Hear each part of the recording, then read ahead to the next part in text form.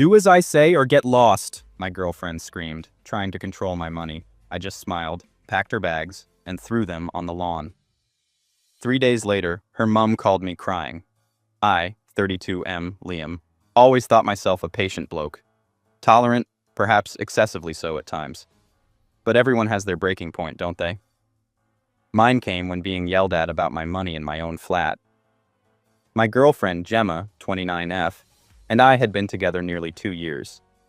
The first year was brilliant, passionate, and fun. Gradually, things changed.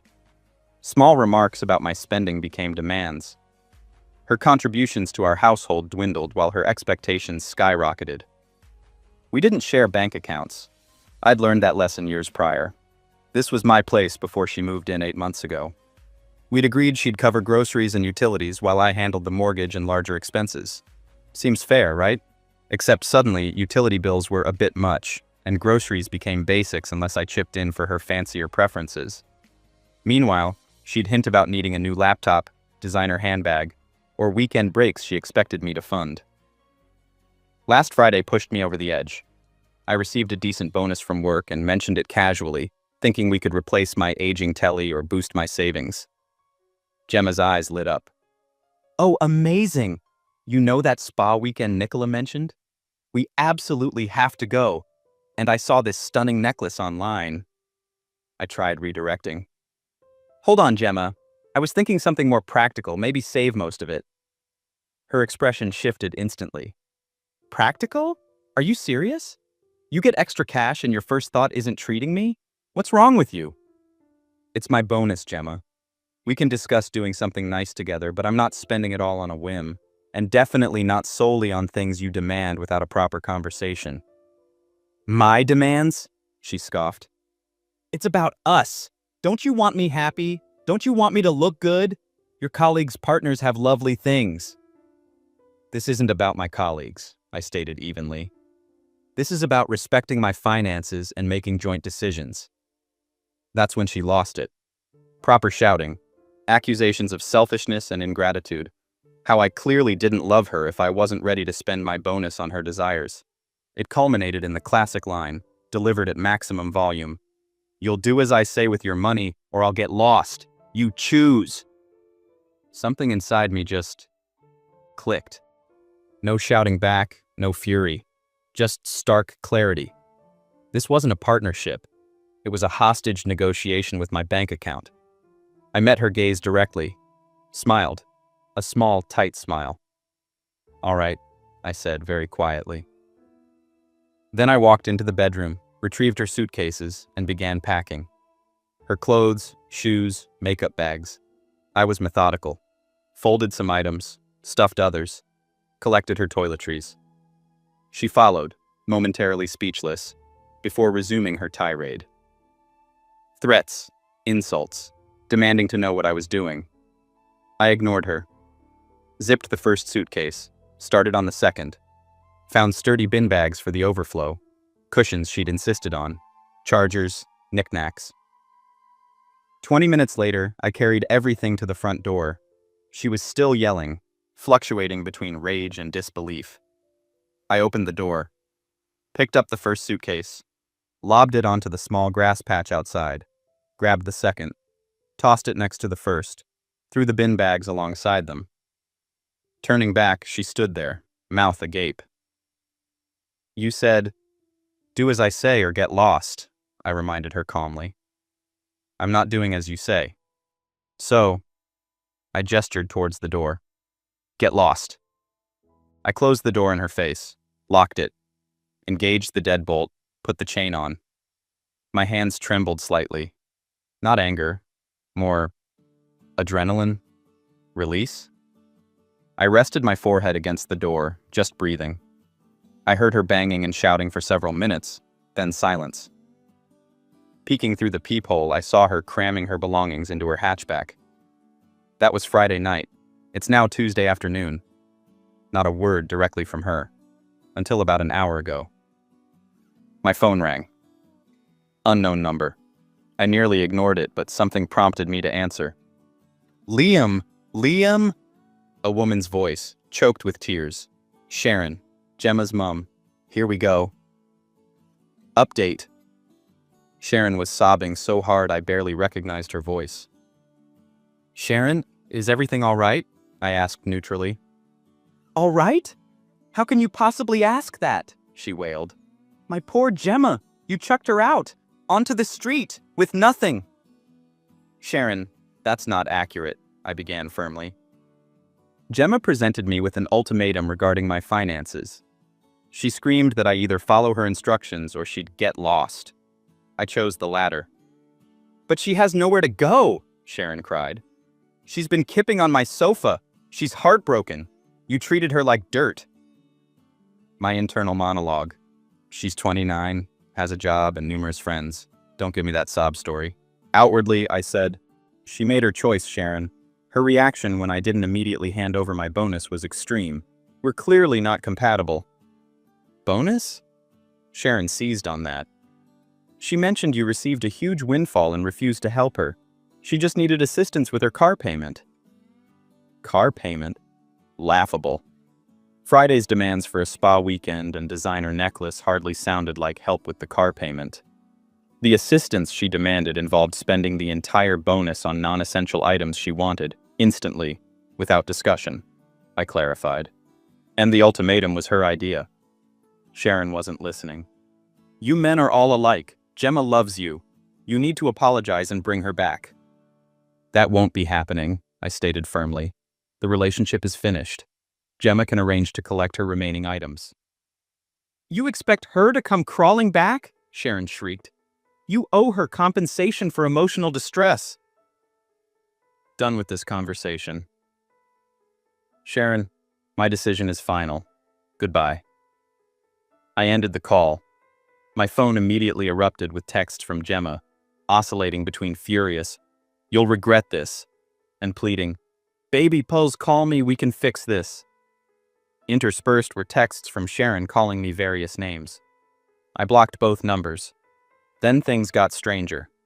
Tuesday evening, an email alert, an attempted $500 gift card charge on my Amazon account. Declined, thankfully. But guess who was still logged in on their device? I immediately signed out all devices and changed passwords. Wednesday morning, my letting agent called. Someone matching Gemma's description had phoned, claiming to be my fiancé needing emergency access to my rental property because of a leak. Fortunately, the agent knew better and refused. The final flourish? Mutual friends texting. Mate, heard things are difficult? Then, Gemma's saying you kicked her out for no reason? Nicola, her best friend, had launched a smear campaign portraying me as financially abusive. So, Gemma didn't just get lost. She declared war. Packing her bags was merely round one. Time to strategize for round two. Update the Amazon charge attempt and letting agent call were wake-up calls. Gemma was actively trying to cause problems. The entitlement was extraordinary. She genuinely felt owed something after she delivered the ultimatum. First step, document everything. Screenshots of abusive texts before blocking Amazon charge attempt notification. Written statement from my letting agent. Texts from friends about Nicola's rumor-mongering. Second step, security overhaul. Changed passwords on everything. Banking, streaming services, social media. Enabled two-factor authentication everywhere. Checked my credit report. All clear. Third step, the box. Collected her remaining items, books, charger, odds and ends, placed them in a small cardboard box, taped securely. Fourth step, communication lockdown. Final text to Gemma. Attempts to access my account's properties have been noted and documented. Cease contact. Your remaining belongings are boxed. Inform me by Friday when you wish to collect them, or they'll be disposed of. To questioning friends. The situation is complex. Gemma's account is inaccurate.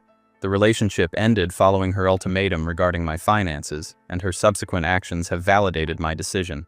Happy to chat if you want my perspective directly. The Friday deadline passed without response. Sunday morning, I placed the box by the communal bins and sent her a final picture message before blocking her again. Now for the counteroffensive. This wasn't about revenge, but consequences and self-protection. I discovered through a sympathetic friend that Nicola had warned off a woman I'd chatted with at a work event, calling me controlling and unstable. Preemptive sabotage. And then a bill arrived for a high-end clothing subscription service I'd never heard of. Addressed to me, clearly not my style. Investigation revealed Gemma had signed up months ago using her name, but my address. She'd either obtained my card details or used a buy now, pay later service linked to my address. The initial payment slipped through unnoticed, but subsequent payments failed after I updated financial details post-breakup. Now they were pursuing a $300 debt. Not a massive sum, but it was the principal. And fraud. I contacted the company, explained the situation, provided her moving out date, stated it constituted fraudulent use, and offered to file a police report. I sent them copies of the documented harassment as evidence of her pattern of behavior. Regarding Nicola, I decided against direct confrontation but kept evidence in reserve if she escalated further. Update. It's been a month since the picture message of the box by the bins. The silence from Gemma, Sharon, and Nicola has been profound and extremely welcome. The subscription company confirmed the charges were fraudulent. They removed the debt from my name and would pursue Gemma for payment. That £300 lesson in checking statements cost her, not me. The rumors fizzled out unexpectedly. Apparently, Nicola has a reputation as a drama stirrer. After bad-mouthing me to a few more people, someone challenged her about her intense investment in my breakup. Another person confirmed she was spreading malice. Word got back to Nicola, and she withdrew, likely embarrassed. And Gemma? I've heard snippets through mutual friends. Living with Sharon isn't the supportive haven she envisaged. Sharon isn't pleased about hosting her unemployed 29-year-old daughter indefinitely, especially one now attracting debt collectors. The poor, heartbroken Gemma facade wore thin quickly when confronted with her entitlement 24/7. There was no dramatic confrontation, just the slow, grinding reality of consequences. Gemma attempted financial control, failed. Tried manipulation, failed. Attempted fraud, failed, and now owes money. Tried using friends to attack me, failed and damaged those friendships. She received silence, blocked numbers, and the mundane repercussions of her choices. Was it satisfying? Yes, in a quiet sense. Not explosive revenge, but watching a poorly constructed edifice collapse under its own flaws. She craved drama and control. She received indifference and bills. Do I feel bad? Occasionally, a small pang of sadness arises that someone I once cared for revealed such a character. Then I recall the screaming, the demands, the attempts to defraud me, and the feeling dissipates. I used part of that bonus to buy myself a new television. Set it up, ordered a takeaway curry, opened a beer. Felt good. Peaceful. Moving on now. Focusing on work, reconnecting with friends Gemma had subtly isolated me from, enjoying the absence of financial arguments. Life feels lighter. Perhaps I'll date again eventually, but not for a while. I certainly know which red flags to watch for now, especially the ones screaming about money. So, that's the tale. No grand Hollywood conclusion. Just an ordinary bloke reclaiming his peace after dealing with truly next-level entitlement.